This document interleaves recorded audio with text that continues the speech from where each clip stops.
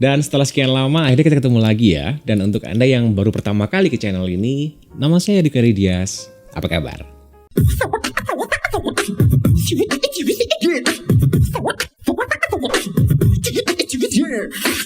Seperti yang Anda lihat pada judul video ini, pada kesempatan kali ini kita bakalan bahas sebuah lensa yang dirilis 9 tahun yang lalu, tepatnya pada bulan Oktober 2013. Dan inilah lensa Sony FE2870mm f3,5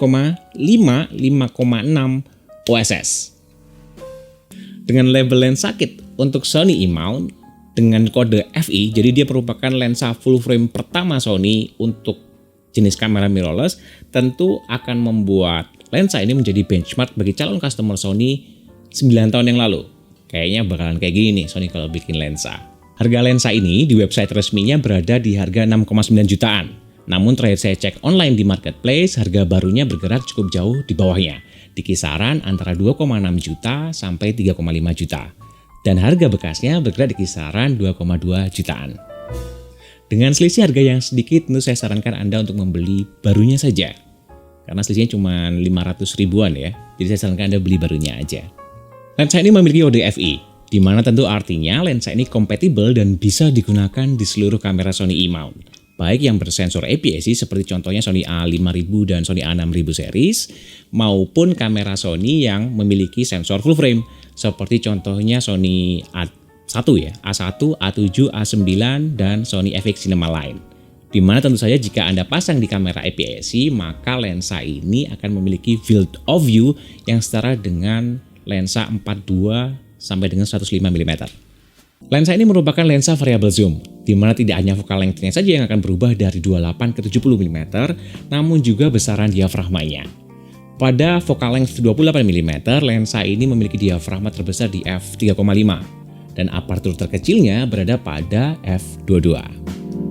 Sedangkan pada focal length terpanjangnya di 70 mm, lensa ini memiliki apertur terbesar di f5,6 dan yang terkecil di f36. Jarang-jarang saya lihat lensa punya f sampai 36. Lensa ini menggunakan extension barrel untuk zooming dan bukan mekanisme internal. Namun menariknya, perubahan panjang barrel lensa tidak terlalu signifikan seperti lensa zoom eksternal pada umumnya yang kita temukan di lensa-lensa lama. Jadi dia jika Anda perhatikan di sini, jadi dia ini 70 mm. Saya akan putar ke 28, dia masuk dulu terus keluar. 70, 28, 70, 28. Jadi dia tidak terlalu retraksinya tidak terlalu panjang. Build quality pada lensa buatan Thailand ini menurut saya sangat baik. Meskipun bisa dibilang lensa ini termasuk lensa yang termurah di jajaran lensa Sony. Ketiga paling murah dari bawah. Materialnya terbuat dari plastik dengan mounting yang terbuat dari metal.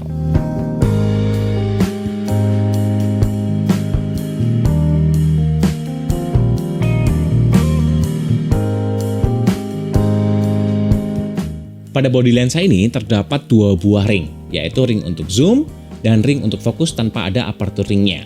Dan pada bodinya tidak ada tombol apapun. Tidak adanya aperture ring pada lensa ini tentu akan membuat penggunaannya pada brand kamera lain akan menjadi sulit. Ring pada lensa ini terbuat dari material karet, di mana tentu artinya usia pakainya akan lebih pendek dibandingkan dengan ring pada lensa lain yang terbuat dari metal. Namun, di sisi lain, pada saat penggunaannya akan terasa lebih nyaman, lebih grippy gitu di tangan. Jadi lebih enak aja waktu pegangnya. Cuma tentu seiring waktu penggunaan dia akan melar. Retraksi zoom pada lensa ini bisa dibilang sangat nyaman. Tentu ini akan sangat membantu sekali bagi para videographer yang sering melakukan mechanical zoom pada saat pengambilan video. Jadi zoomnya langsung on location, bukan digital. Lensa ini nyaman banget. Dan seperti kebanyakan lensa Sony, pada area ring fokus tidak ada marking jarak, di mana ini tentu akan menyulitkan bagi rekan-rekan fotografer yang sering melakukan atau membutuhkan fokus stacking, dan juga para teman-teman videografer yang membutuhkan fokus pulling. Jadi kalau Anda melakukan marking fokus pakai dipasang fokus puller gitu ya, titik ini lalu pindah scene berikutnya ke titik fokus yang lain, maka ini akan menyulitkan.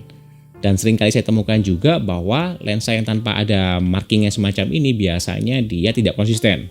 Kadang-kadang Anda fokus di satu titik, lalu pindah lagi, balik lagi ke titik yang lain, bolak-balik biasanya fokusnya akan miss gitu. Biasanya kayak gitu.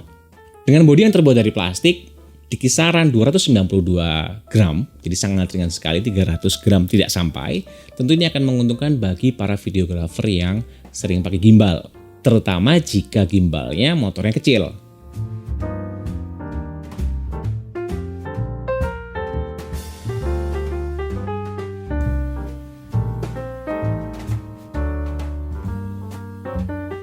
Bobot yang ringan juga cukup menguntungkan buat teman-teman yang hobinya traveling atau mobilitasnya cukup tinggi, di mana mungkin teman-teman ingin bawa satu kamera dan satu lensa saja.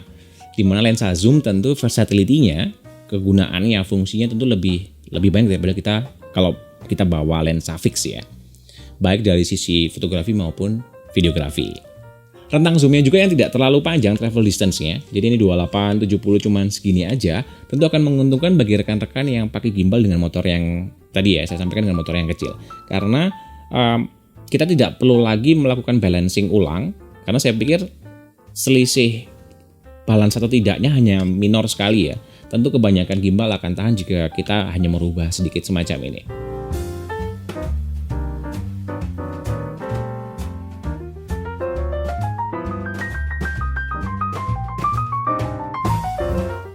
Secara overall lensa ini menurut saya ukurannya medium.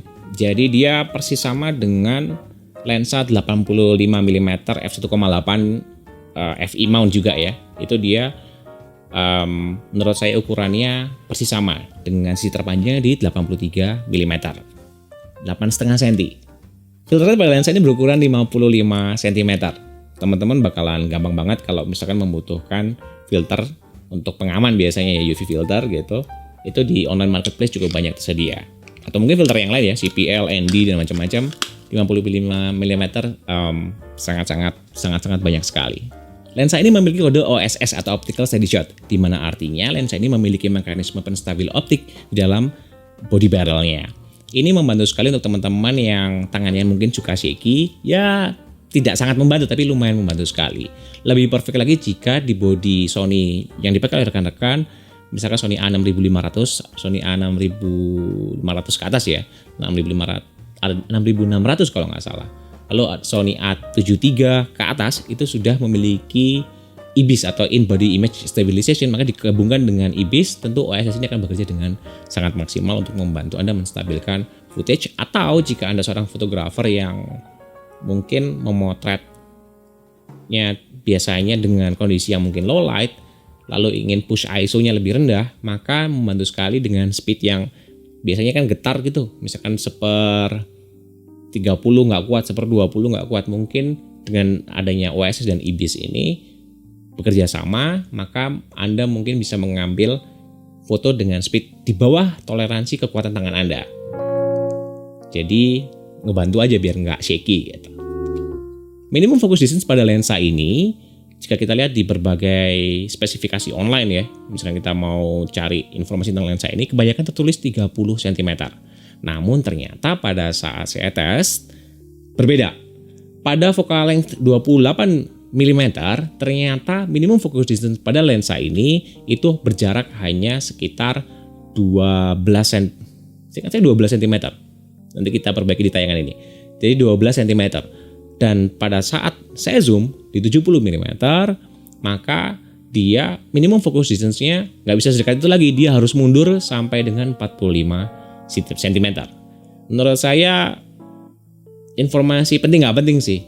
Tapi ini sangat berguna terutama bagi teman-teman fotografer dan videografer yang sering bekerja dengan produk yang kecil, atau fotografer atau videografer yang sering bekerja dengan biasanya produknya kecil gitu. Di sini saya melakukan tes autofocus video dengan bodi Sony A73. Pencahayaan pada saat saya melakukan tes bisa dibilang sangat redup karena saya mengambil sekitar jam 5 sore dengan suasana yang juga mendung. Bisa dilihat ISO-nya saya push cukup tinggi sekali. Kondisi ini tentu akan memberikan tantangan ke tidak hanya face detection ya, namun juga contrast detection dari kamera.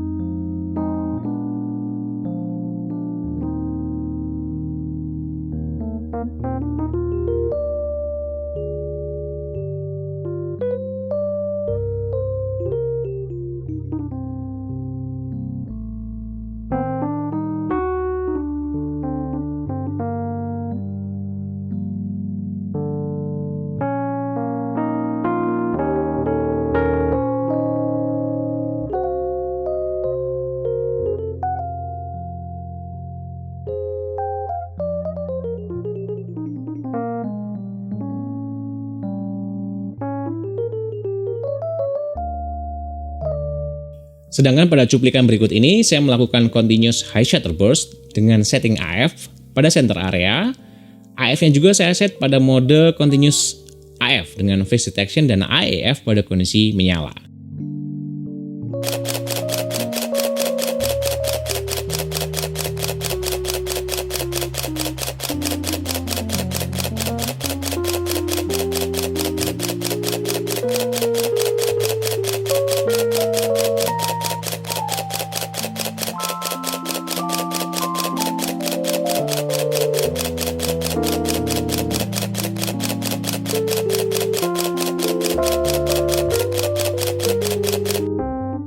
Dari 100 frame yang saya ambil, 16 foto nampak gagal fokus, di mana ini masih dalam jangkauan ekspektasi saya untuk lensa yang sebenarnya tidak disiapkan untuk fast action semacam ini.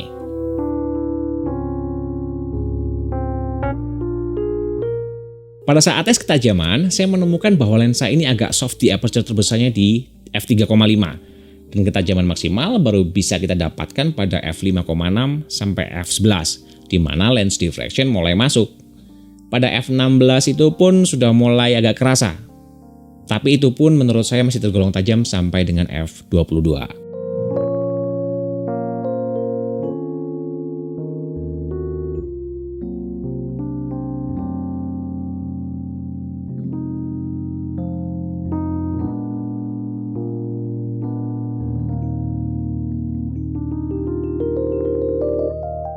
Dan berikut adalah contoh tampilan flare pada lensa ini, di mana seperti biasa pada review-review sebelumnya juga saya tidak pernah memberikan penilaian khusus terhadap flare ya, karena ini terkadang berhubungan dengan selera masing-masing.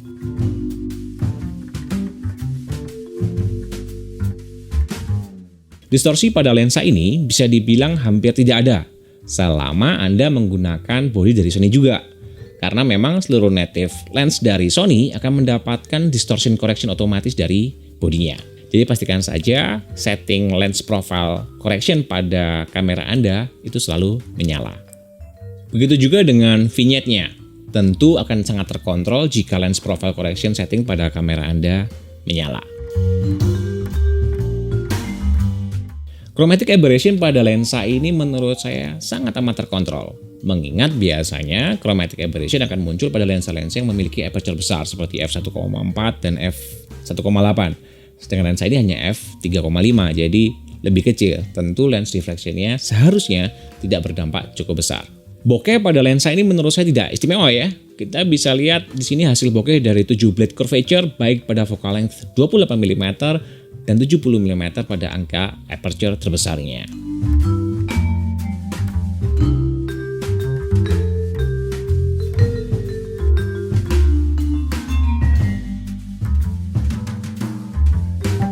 Namun pada akhirnya menurut saya sebagai lensa kit dan lensa murah, ini sudah cukup untuk memberikan kedalaman dimensi yang mungkin kita butuhkan pada produk visual kita. Depth of field-nya untuk separasi menurut saya ya udah lumayan lah, udah bisa lah. Dan sampai juga kita pada kesimpulannya. Yang pertama, menurut saya adalah bobot yang ringan dari lensa ini tentu akan sangat menguntungkan jika Anda memiliki mobilitas yang tinggi. Dan juga bagi Anda videographer yang selalu menggunakan gimbal dengan motor yang kecil. Jadi bobot yang ringan tentu salah satu value utama dari lensa ini. Yang kedua, lensa ini memang tidak memiliki keunggulan pada saat low light mengingat aperture terbesarnya berada pada f3,5. Jadi bukan termasuk lensa cepat.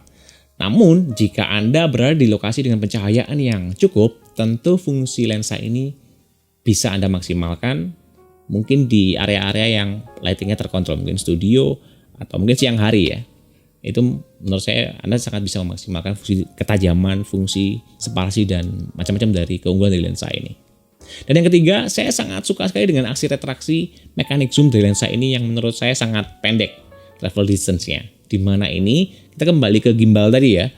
Penggunaannya di atas gimbal dalam konteks videografi tentu akan sangat menguntungkan. Karena retraksi travel yang tidak terlalu panjang, kita nggak perlu balancing ulang ketika menggunakan gimbal. Dan sekian review saya tentang lensa Sony FE 28-70 mm ini. Semoga video ini menjadi tayangan yang informatif bagi Anda yang mencari informasi tentang lensa 28-70 70 khususnya ini ya. Lagi saya mau beli ini, mau cari info tentang lensa ini. Nah, mungkin video ini bisa membantu bayangan Anda tentang lensa ini. Sampai ketemu di video-video saya berikutnya yang berhubungan dengan travel dan fotografi. Bye.